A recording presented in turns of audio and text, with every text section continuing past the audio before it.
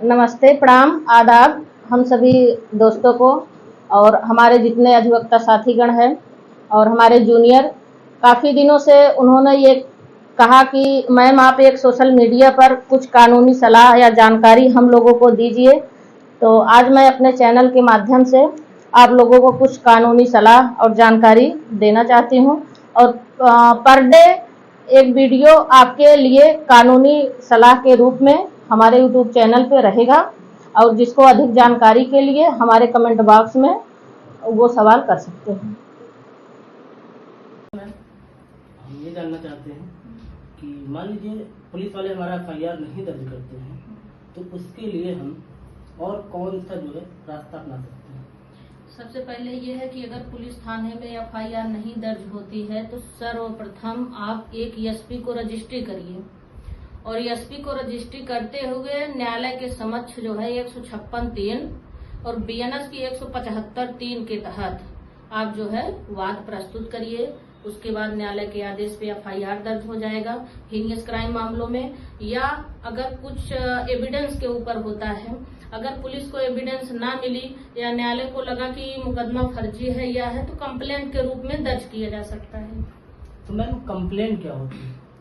Complaint ये होती है कि जो दोनों पक्षवादी प्रतिवादी, कंप्लेंट का मतलब ये होता है कि दोनों पक्ष न्यायालय बुलवा करके और दोनों पक्षों को समझेगा, एविडेंस के तहत जो है आगे की प्रक्रिया उसका प्रोसेस जो न्यायालय की है वो चलेगा। कंप्लेंट के मतलब दोनों तरफ से लड़ना है, तो वादी प्रतिवादी दोनों को न्यायालय के समक्ष बुलाया जाएगा। हाँ। और दोनों की जो है बातें सुनने के आधार पर दोनों पक्षों की बातें सुनेगी और उसके बाद कंप्लेंट दर्ज होगा तो सर्वप्रथम वादी को 200 का बयान होगा, उसके बाद 202 ठीक गवाहन का बयान होगा 202 में जाकर के, फिर उसके बाद तलबी बहस होगी। तलबी बहस के बाद न्यायालय अगर समझता है एविडेंस क्लियर है और ये आरोप बनता है तब जाकर के तलबी सम्मन नोटिस प्रतिवादी को भेजता है। प्रतिवादी अपने अधिवक्ता के माध्यम से न्यायालय जो है उपस्थित आकर के अपने फाइल को दिखवा करके ऊपर हाजिर हो जाता है। ये जानना चाहते हैं कि FIR IPC किस धारा में दर्ज किया है? IPC की 154 में FIR दर्ज की जाती है और अभी जो नई BNSS निकला है उसमें 173 में FIR दर्ज किया जाता है। मैम ये बताइए कि FIR होने के कितने समय बाद चार्जशीट जो है न्यायालय में दाखिल किया जाता है? हाँ, ये हीनियस क्राइमों में 90 दिन के अंदर चार्जशीट न्यायालय में दाखिल करना आवश्यक होता है। जो विवेचना जो पुलिस वाला इन्वेस्टिगेशन कर रहा है वो 90 दिन के अंदर जो है न्यायालय में ले जाकर के प्रेषित करें। अन्यथा जो काउंटेबल नॉन काउंटेबल दो ऑप्शन होते हैं तो उसमें जो है कभी भी मतलब कि वो चार्जशीट लगा सकता है 2 महीने, 4 महीने, 6 महीने में, वो विवेचक के ऊपर डिपेंड करता है। तो मैम क्या ये हो सकता है कि मान लीजिए चार्जशीट न्यायालय में दाखिल कर देते हैं और हमको ये लगता है कि जो है इसकी पुनः विवेचना करवाई जानी चाहिए, तो क्या पुनः विवेचना करवाया जा सकता है? अगर आपको ये लगता है कि मेरी विवेचना गलत की गई है या इन्वेस्टिगेशन मेरा जो भी मेरे साथ घटना हुई उस तरीके से पुलिस वाले नहीं मेरा इन्वेस्टिगेशन किए हैं तो आप 173(8) CRPC के तहत आप न्यायालय में जो है एक प्रार्थना पत्र देंगे। अगर कोर्ट को लगेगा कि ये पुनः विवेचना के लिए तो पुलिस न्यायालय द्वारा आदेश कर दिया जाएगा फिर से इन्वेस्टिगेशन के लिए। 2 कंडीशन में केस डायरी लौटती है।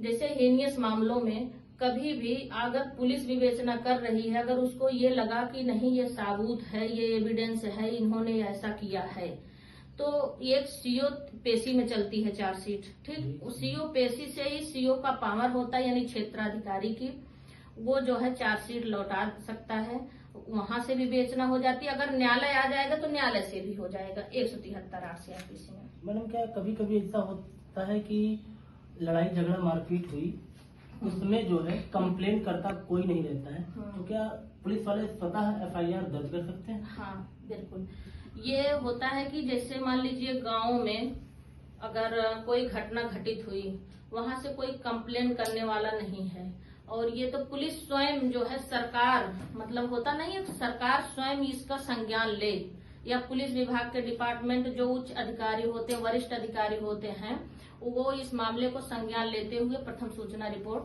के लिए आदेश कर देते हैं, दर्ज कर देते हैं। तो मैम इसमें जो है वादी कौन रहता है? पुलिस वाले ही रहते हैं? हाँ, पुलिस वाले रहते हैं। जी, थैंक यू मैम। हम ये जानना चाहते हैं कि एफआईआर क्या होता है? एफआईआर ये होता है कि पुलिस जो है जब इन्वेस्टिगेशन यानी विवेचना पूरा समाप्त कर देता है, उसको कोई एविडेंस ना मिले कोई मामलों में, तब जाकर के वो एफआईआर लगा देता है। फाइनल रिपोर्ट उसको बोलते हैं। एफआईआर के आगे क्या होता है, इसका प्रोसेस?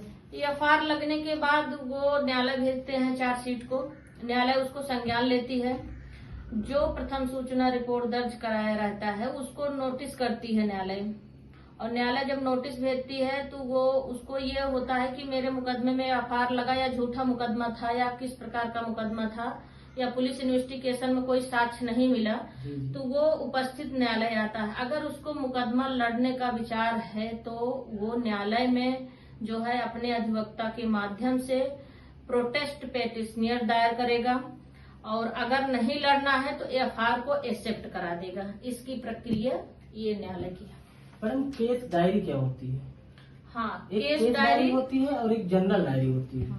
तो इन दोनों में अंतर क्या है? केस डायरी वो होती है जो न्यायालय में आती है, और जनरल डायरी होती है जो पुलिस वाले अपनी एक डायरी बनाते हैं, उसको कहते हैं जनरल डायरी, केस डायरी। ठीक, केस डायरी यानी चार्जशीट।